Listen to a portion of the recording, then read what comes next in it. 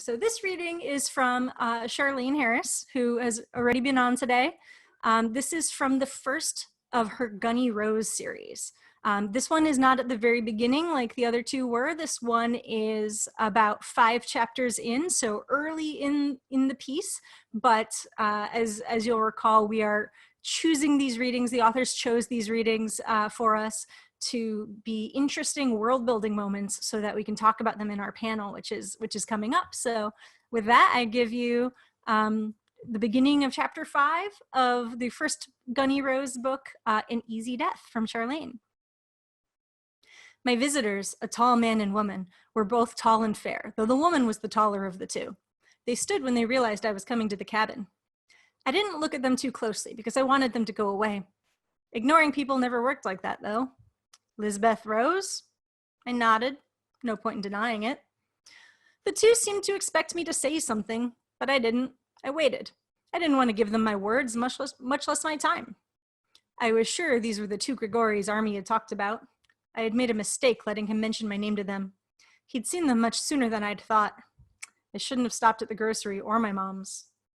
The man was the younger of the two. He had a broad face with high cheekbones, a full mouth, long light brown hair pulled back in a braid. The tattoos on his neck were just barely visible inside his shirt collar. Over his shirt, he wore a vest with a score of pockets, a Grigori vest. They had herbs and spells inside the pockets, I'd heard. The woman, somewhere in her late 30s, was a blonde. She was at least 6 feet, maybe more. I'd never seen a woman that tall. Her tattoos made his look modest. There were symbols on her face crawling up her cheeks. It made me wince to look at them. She wore a vest too. Grigori's for sure. None of the magic users from the Holy Russian Empire liked to be called Grigori's, though. They liked to be called wizards. I disliked them even more because the two wizards were clean and they didn't smell, and the Grigori's looked rested. I was so tired my bones hurt. Finally, the tall woman said, "You're with the Tarkin crew?" "I was until a few days ago," I said. "You quit?" She tried to sound like she cared. "The Tarkin crew quit living, all but me."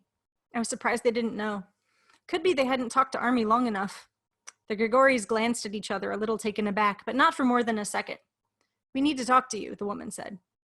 Maybe the man was looking a little harder because he finally spoke. "We could come back in the morning," he said, his voice quiet and even. She half turned to him to say something, and he made a little hand gesture. She shut up. She wasn't used to taking hints. She was the boss. "Any time is better than now, but most likely I won't do whatever it is you want," I said. "Why?" She just couldn't stop herself. "I picked the simplest reason."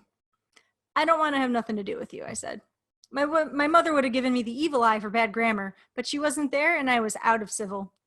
The woman opened her mouth again, but the younger man, he was maybe 5 years older than me, made a stop gesture with some force behind it. He must have to quiet her a lot.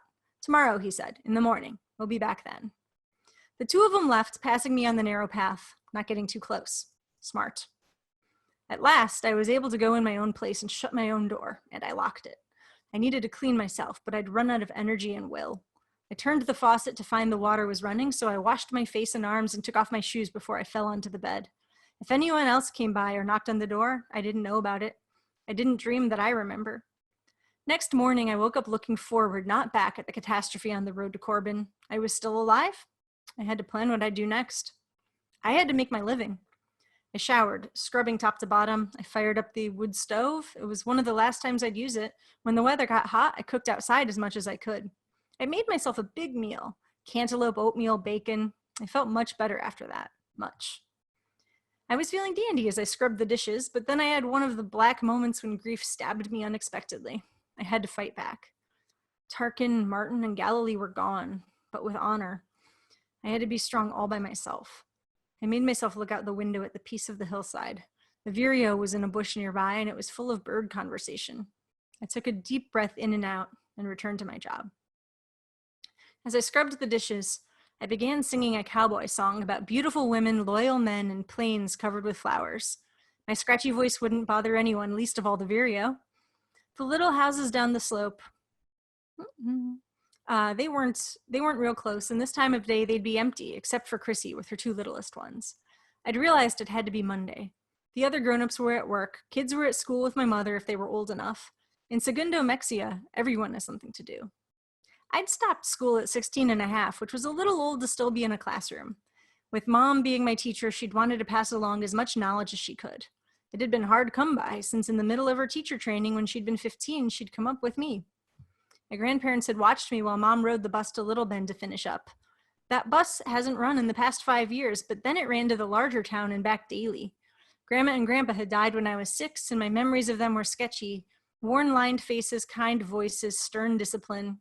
The influenza had taken them, but they'd left behind a daughter who could support herself and her child.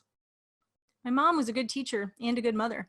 She did not believe that ignorance was bliss. She believed just the opposite. A lot of people didn't want to talk about the past because it was painful, but Mom thought I should know how things got to be the way they were. The dead president, the dead vice president, influenza, the banks crashing, the drought, the influenza again. The population dropped, the government could not protect itself, and other countries grabbed pieces of America. USA got big bites taken out of it, from the north by Canada, from the south by Mexico, and from the west by the Holy Russian Empire, where the Russian Tsar settled when he fled his own country. To the east, the 13 original colonies, all but Georgia, voted to form a bond with England to keep from becoming part of Canada. They picked the name Britannia. The southern states banded together as Dixie. Georgia went with them. She'd been pointing out the new countries on the map.